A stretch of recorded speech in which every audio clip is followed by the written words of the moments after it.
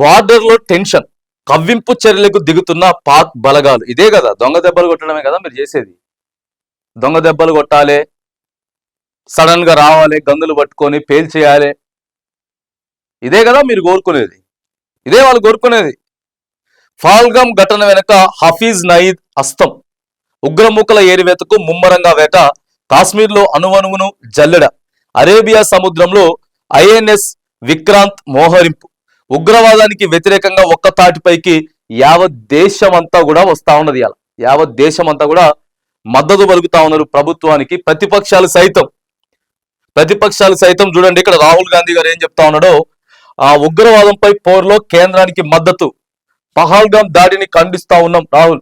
దాడిలో గాయపడిన వారిని పరామర్శిస్తా ఉన్నారు. మీరు ఎక్కడున్నా సరే, ఇక మీరు ఏడున్నా కూడా కవ్వింపు చర్యలు. మళ్ళీ ఒక ఆయన ఏమంటాడంటే, గతంలో మాట్లాడినటువంటి వీడియో ఏదైతే ఉందో ఆ వీడియోని వీళ్ళు పోస్ట్ చేస్తూ ఉంటారు అనమాట, రెచ్చగొట్టేదానికి.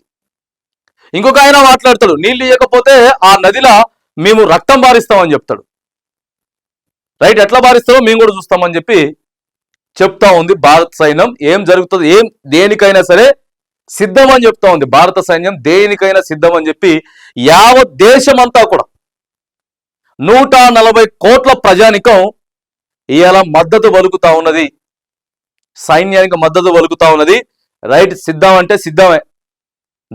దొరికినట్టు ఏదో వచ్చి మేము దొంగ దెబ్బ కొడతాం, టకా పిస్తోలు పట్టుకొని వచ్చేస్తాం, కాల్చేస్తాం, పోతాం కాదు. రైట్, సీదా వస్తే రండి, మగోళ్ళలాగా సీదా వస్తే రండి అని చెప్పి మరి దేశం యావత్తు కూడా చెప్తా ఉంది. ఇక టెర్రరిస్టుల భరతం పడుతున్న ఇండియన్ ఆర్మీ, నువ్వు ఏడ చొరబడ్డా, ఎందుకు ఏ సందులోకి దూరినా, ఏడికి దూరినా నోయిగా ఆల్రెడీ ఇప్పటికీ చర్యలు. వాళ్ళకి పోవాలి వాటర్, మన దగ్గర నుంచి వెళ్ళి వాటర్ వెళ్తేనే వాళ్ళకాడ వ్యవసాయం నడుస్తుంది. వాటర్ బంద్ చేసిండ్రు పాకిస్తాన్కి. ఇప్పటికీ కూడా హోంశాఖ మంత్రి అమిత్ షా గారు ఇచ్చిర్రు స్టేట్మెంట్, ఏ రాష్ట్రంలో ఎంతమంది పాకిస్తాన్లు ఉన్నారో వాళ్ళందరినీ ఇక్కడికి వెళ్ళి పంపించమని చెప్తే దాదాపుగా 208 మంది మన తెలంగాణ హైదరాబాద్లోనే ఉన్నారట. సో వీళ్ళంతా కూడా ఇక్కడికి వెళ్ళి కట్టగట్టుకొని వెళ్ళిపోవాలి. ఎందుకంటే సామరస్యంగా మీరు కయ్యానికి కాలు దూతాం, రెచ్చగొడతాం, ఎవరు పట్టడానికి లేడు కదా. ఇక్కడ మా సైన్యం సిద్ధంగా ఉన్నది, మా సైన్యం చాలా సిద్ధంగా ఉన్నది. సో కేంద్ర మంత్రి కూడా ఒప్పుకున్నాడు, ఆ రోజు కొంత భద్రతా వైఫల్యం జరిగింది అనేది కూడా ఒప్పుకున్నారు. కానీ మరి ఎప్పటికప్పుడు మనం అప్రమత్తంగా ఉండాలా. దయచేసి ఇటు ప్రభుత్వ పెద్దలు, కేంద్ర ప్రభుత్వ పెద్దలు కూడా ఆలోచన చేయాలి. రకరకాలుగా వస్తా ఉన్నాయి. దాదాపుగా 3 సంవత్సరాల నుంచి రిక్రూట్మెంట్ జరగలేదు, పైసలు మనం కూడబెట్టుకునేదానికి రిక్రూట్మెంట్ ఆపినాం. అసలు సైన్యం లేకపోతే మీద జవాన్ ఉండాలి కదా, ఎందుకు రిక్రూట్మెంట్ చేయలేదు? Army recruitment 3 years జరగలేదట.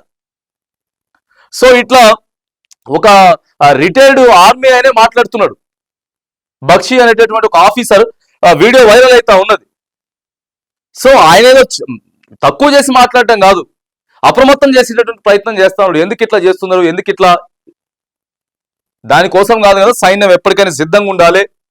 కాల్పుల విరమణ అయిపోయిన తర్వాత మన సైన్యం అక్కడికి వెళ్ళింది.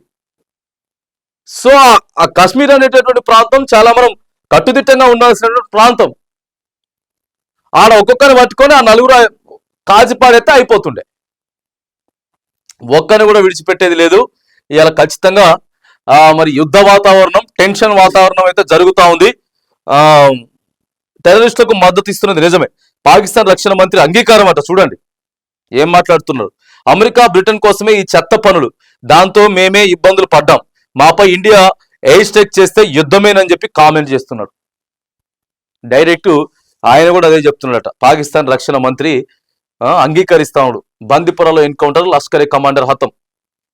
భారత్ పాకిస్తాన్ బార్డర్లో టెన్షన్ వాతావరణం నెలకొన్నది. ఇండియా పైకి ఉగ్రమూకలను ఉసిగొల్పిన పాకిస్తాన్ ఇప్పుడు బార్డర్లో కాల్పులతో కవ్వింపు చర్యలకు దిగుతోంది.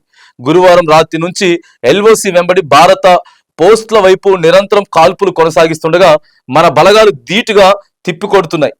పహల్గామ్లో అమాయక టూరిస్టులను బలి తీసుకున్న టెర్రరిస్టుల ఎరివేత కోసం ఇండియన్ ఆర్మీ వేటను ముమ్మరం చేసింది. జమ్మూ కాశ్మీర్లోని అన్ని ప్రాంతాలను అణువణువు జల్లెడ పడుతున్నది. శుక్రవారం ఉదయం బందిపోరాలో జరిగిన ఎన్కౌంటర్లో లష్కరే టాప్ కమాండర్ అల్తాఫ్ లల్లీని బలగాలు మట్టుబెట్టాయి. అరేబియా సముద్రంలో ఇప్పటికే ఐఎన్ఎస్ సూరత్ నుంచి మిసైల్ టెస్ట్ చేసిన ఇండియన్ నేవీ తాజాగా ఐఎన్ఎస్ విక్రాంత్ ను రంగంలోకి దింపింది.